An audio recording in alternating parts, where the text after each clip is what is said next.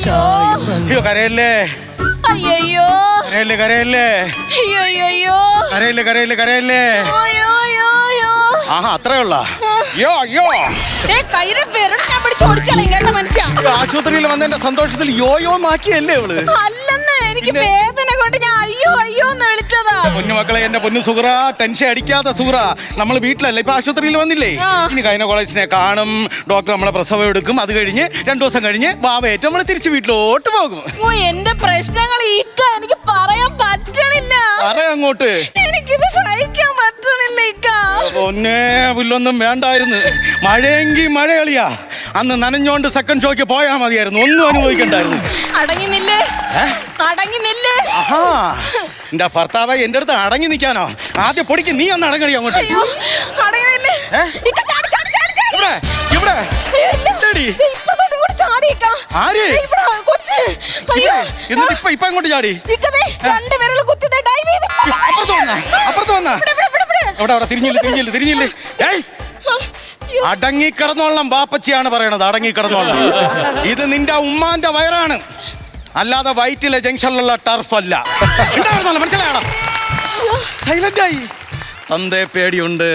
തന്തേ തല്ലിയെന്നുള്ള പേരില്ലാതിരുന്നു. അത് തന്നെ ഫിക്സ് ചെയ്തു, തന്തേ പേടിയുണ്ട്. പിന്നെ ലേബർ റൂമിലോട്ട് കയറ്റുമ്പം അവര് കഞ്ഞി, നാരങ്ങ, യന്ത്രം അങ്ങനെയുള്ള സാധനങ്ങളൊക്കെയാണ് തരണത്. ഹെവി ഫുഡ് കഴിക്കണം. ഇക്ക പോയൊരു മട്ടൻ ബിരിയാണി വെച്ചോണ്ട് കേട്ടാ. അയ്യോ ഇക്ക പോവല്ലേ, എനിക്ക് വേണ്ട. ഇല്ലെങ്കിൽ ഒരു ചിക്കൻ ബിരിയാണി. അയ്യോ എനിക്ക് കഴിക്കാൻ പറ്റൂല. ഒന്നും പറയരുത്. ഒരു മസാല ദോശ സൂറ.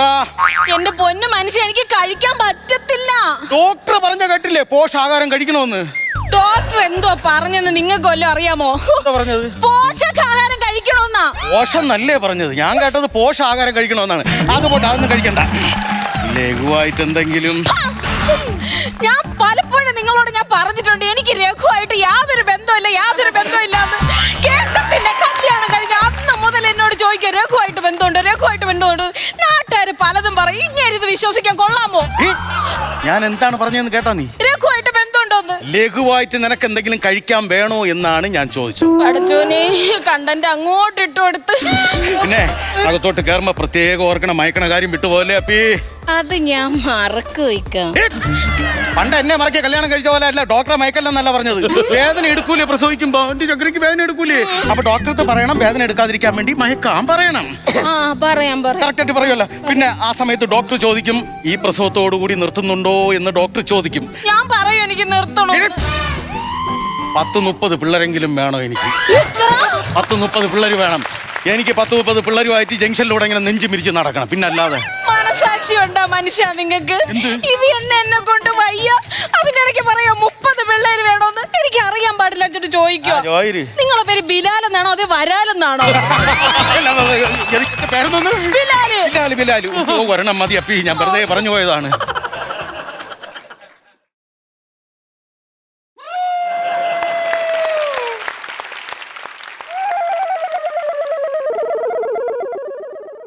അയ്യോ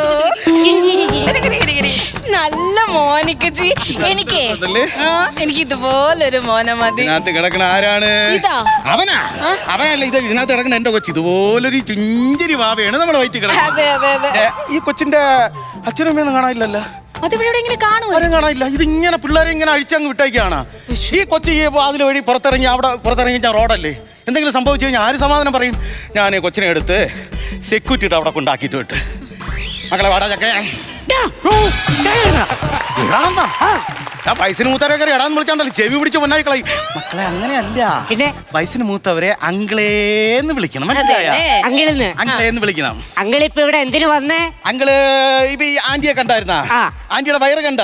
ഈ വയറ്റിനകത്ത് ഒരു കുഞ്ഞു വാവയുണ്ട് മക്കളെ പോലെ. അതിവിടെ ഗൈനക്കോളജിനെ കാണിച്ച് ഈ വാവയും കൊണ്ട് അങ്കിളും ആന്റിയും വീട്ടിൽ പോവാനാണ് വന്നത്.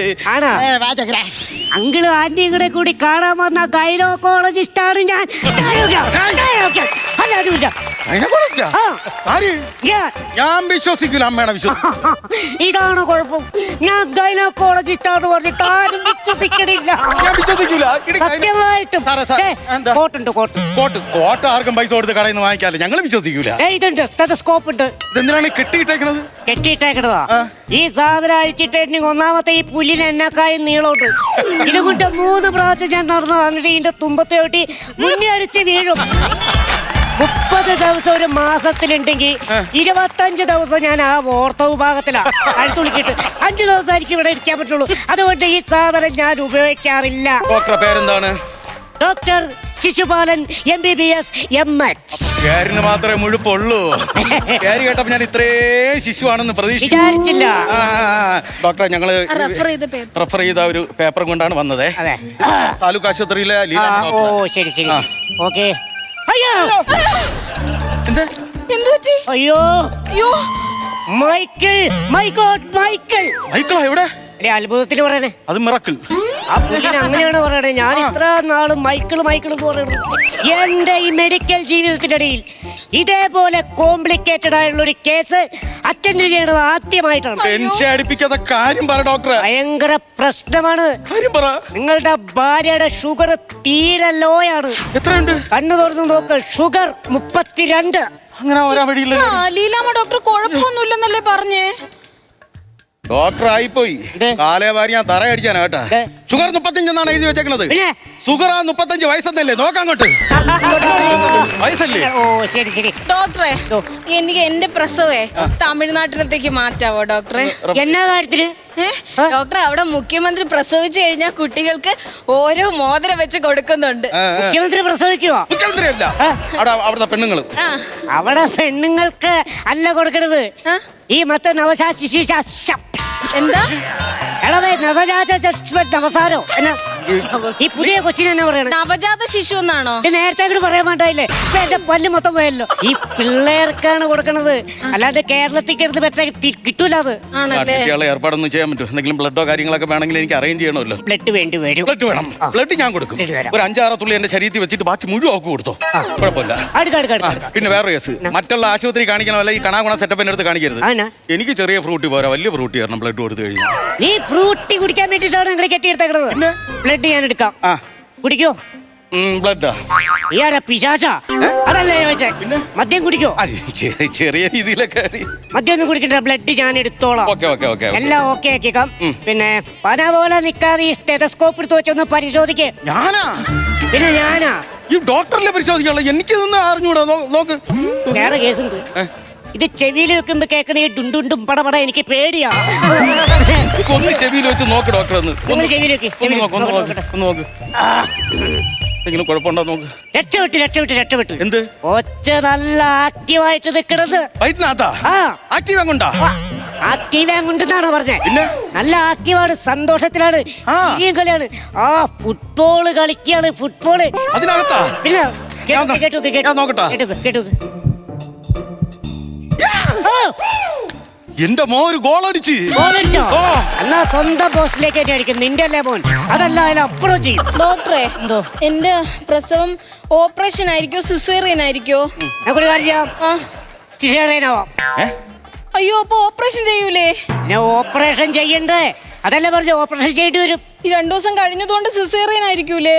സിസേറിയൻ ചെയ്യാം. അല്ല ഡോക്ടറെ, ഈ രണ്ടും കൂടെ നടക്കൂല കേട്ടോ. ഒന്നീ ഓപ്പറേഷൻ അല്ലെങ്കിൽ സിസേറിയൻ, രണ്ടും കൂടെ അവള് താങ്ങൂല. കൊച്ചു പെണ്ണാണ്. അന്യായ കുഴപ്പമായിടവേ. നിങ്ങൾക്ക് ഏതാ പറയാൻ എളുപ്പം? ഞങ്ങൾക്ക് പറയാൻ ഓപ്പറേഷൻ പറയാം. Operation fix.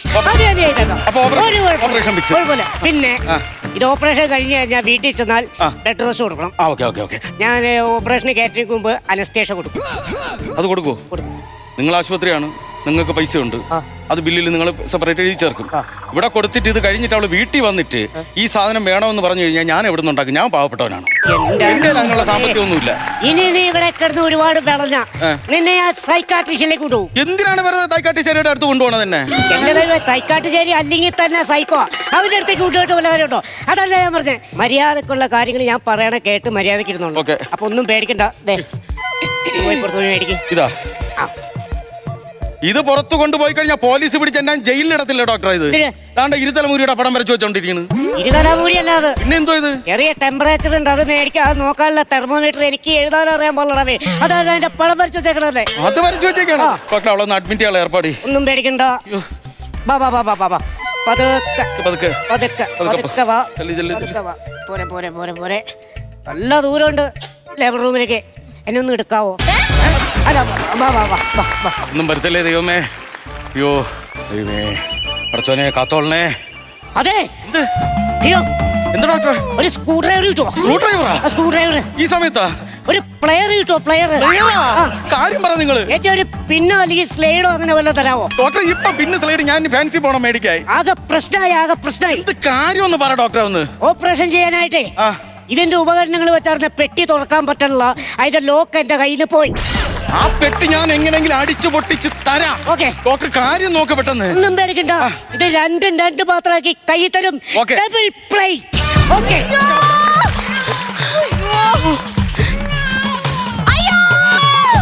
ഓ എന്റെ അടച്ചോനെ എല്ലാം പോയി. അളിയാ ഒരു ആംബുലൻസ് ആരെങ്കിലും പെട്ടെന്ന് വിളിക്കോ? കൈയും കാലും ആടില്ല എനിക്ക്. വൈഫിന് ഒരു കുഴപ്പമില്ല, പ്രസവിച്ച്. വൈഫും സന്തോഷമാണ്, കൊച്ചും ഹാപ്പി ആയിട്ടിരിക്കുന്നു, ഞങ്ങളെല്ലാം ഹാപ്പിയാണ്. പിന്നെ എന്തിനാണ് ആംബുലൻസ്? അവളെ രണ്ടാമത്തെ ഒരു വിളി കേട്ടാ. അതെ, ആ വിളിയിൽ ഡോക്ടർ ബോധം കെട്ട് വീണ്. ആ ഡോക്ടർ എങ്ങനെയെങ്കിലും ഇവിടെ എടുത്ത് വേറെ ഒരു ആശുപത്രി കൊണ്ടായി ഒരു ആംബുലൻസ് എങ്കിലും ആരെങ്കിലും വിളിച്ചതാണെ ഒന്ന്. ഇവിടെ ആംബുലൻസ് ഉണ്ടല്ലോ. പഞ്ചറായി കിടക്കണമെന്ന്